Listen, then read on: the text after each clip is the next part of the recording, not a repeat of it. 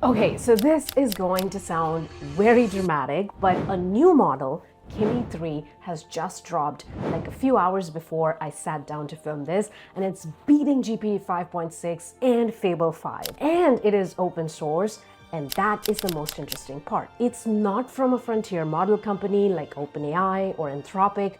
It is open source, and that is the closest any open source model has been to GPT or Claude models. GLM 5.2 was the closest that I covered a few weeks ago, and I will link that above. But hey, you guys, this model, Kimi K3, was built by Moonshot AI.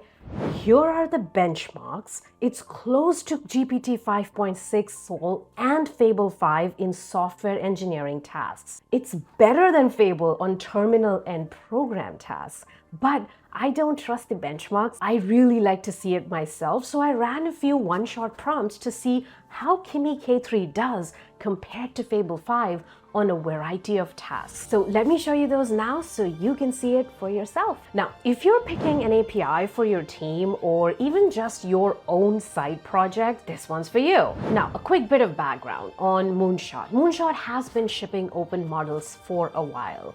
Now, you've maybe seen them in Ollama. K3 is a jump from all of that. Now, here's what actually got my attention though.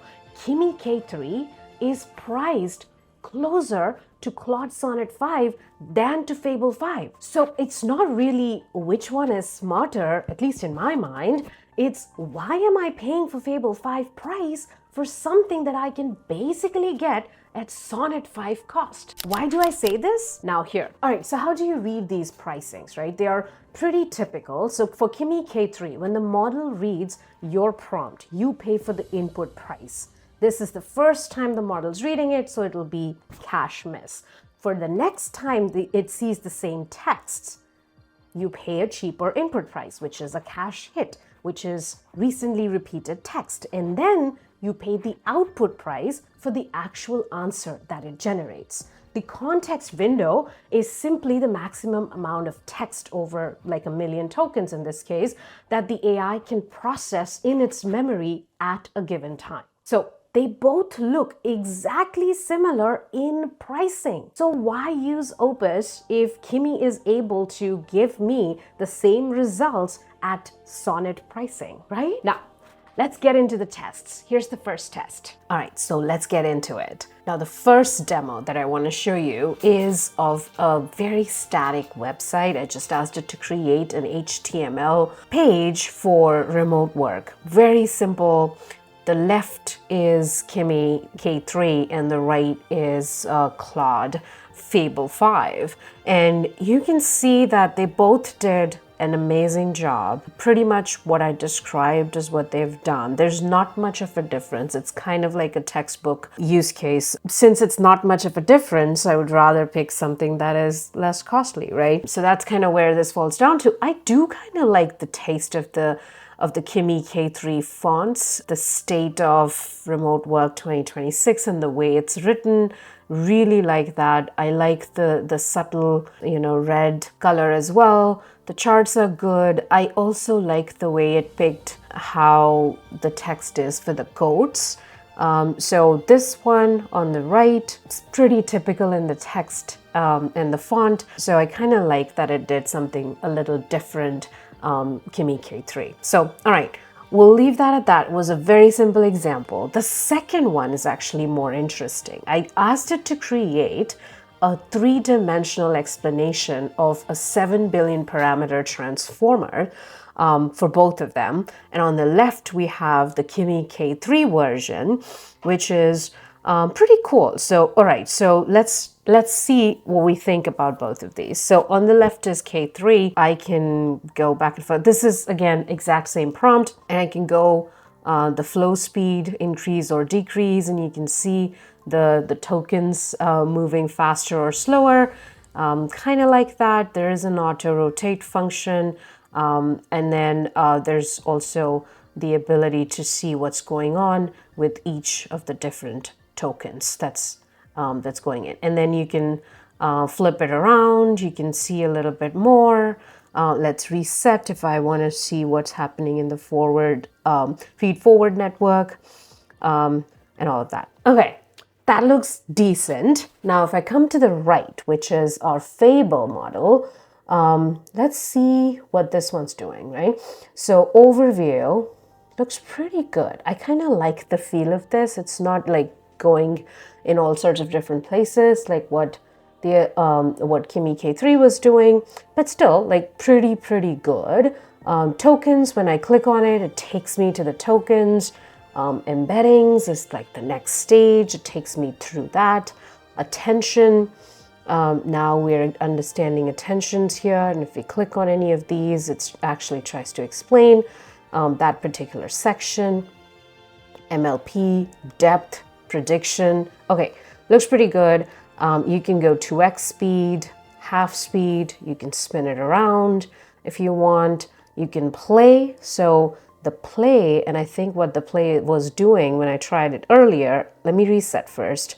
And then when you play, it actually sends the tokens and it flows through the process, which I kind of really like. Okay, so again, I would say they're very comparable, not much of a difference. I do, in this case, like the output of Fable 5 a little bit more. It's more accessible. I think the font here is a little bit cleaner. I kind of like that. This is good but harder to read. You have to zoom in, which you can, obviously, to do that. And when I click on these things, I do get the explanation, but I don't get taken to that spot, which I really like here. When I click on attention, it takes me to the attention section. So just a very simple, a very small difference, but makes a difference when you're making something educational. All right, so third one, and this one is my favorite because it is a game. I asked it to create a Pictionary, kind of a 3D style Pictionary, and the right-hand side is the Fable version. It did a doodle gallery, it called it Doodle Gallery. I didn't give it a name. This one on the left, Kimi K3 didn't quite go into trying to name it differently. It just went with Pictionary 3D. Don't quite like that. I think it should have done a better job there. But anyway, that's just the name, and you know, who has ever agreed on names? Nobody. So I'm not going to ding it for that. But here we go. So the thing that I really liked about what Kimi K3 did here is the same prompt. It actually made me a multiplayer game, and here it gave me a 2-player game. Fine, okay, I didn't say how many players, so it made its own call and gave me a 2-player game from Claude. I'm gonna play in a 2-player mode, and let's see how it goes. Okay, mushroom. All right, I am ready. Let's make a mushroom. All right. Oh my God, so much pressure. All right. Okay. How do we say? All right, we did it. We did great.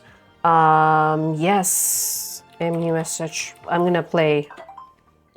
Yay! I'm gonna play Simba as well, and let's assume Simba guessed mushroom, which is perfect.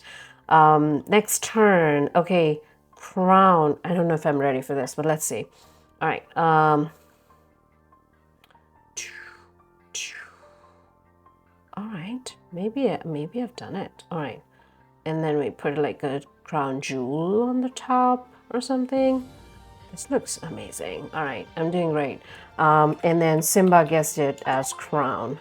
Perfect. Okay, looking good, right? Like it is doing what I asked it to do. It did do 3-dimensional on the image itself. Now, look at Claude's interpretation. It's a little bit different, which is nice. So here, it does give me a few more options. So if I go back and, hold on, let me just go, yeah, okay.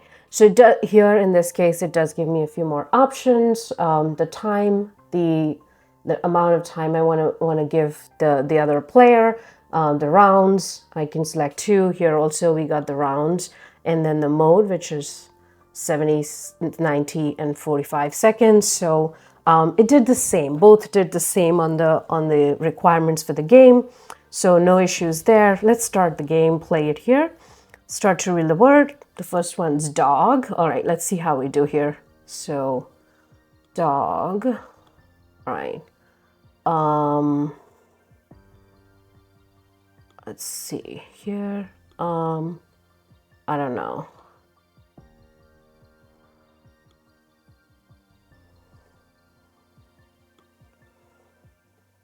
Hopefully we're doing a good job here.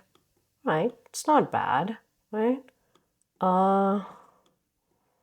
With the trackpad, I think that's the best I can do. I don't have a pencil here. But anyway, let's say they guessed it. All right. See, this is where I think a gap is. Like the other person, you really need them in person in order to guess it, and it's not giving me an option here online to be able to put that in the game, which is interesting. And it did the three-dimensional towards the end. It didn't start with the three-dimensional, like what this one's doing. But the way and the aesthetics of how it did the three-dimensional, I really like this, right? This is so, it is such an interesting way of showing it. And I could maybe if I went into like second and the third prompt to kind of polish this look, this could be a really good version. So anyway, those were the three things that I tried, and I kind of felt like they are all mostly the same, similar. They're all mostly very similar outputs, and this is why I go back to what I started with. Now, here's what I want you to take away. Intelligence has been getting cheaper and cheaper every time a new model is coming alive, right? Kimi K3 just crammed a chunk of that trend into this one release, and it is pretty powerful. So the bottleneck isn't really how smart is the model anymore. It really is who's got the GPUs who can actually run this at scale. And if Moonshot fully open sources K3, the way they did with K2.7 code, every closed model company has to think hard about their pricing model, Anthropic included, right? So I don't have a clean bow to tie on this one, but Kimi K3 is really a frontier level model on coding. The price gap is the real headline in my mind, and the capacity. And whatever's true about pricing today probably is not going to be true in 3 months, but hey, today is today, right? I'm actually really curious about what you think about not just Kimi, but the trend itself of open source models getting really much more capable and closer to the frontier models, and where do you see this going? Drop that in the comments and I will come back to you with another video. But in the meantime, watch the GLM video I was talking about here. Thank you.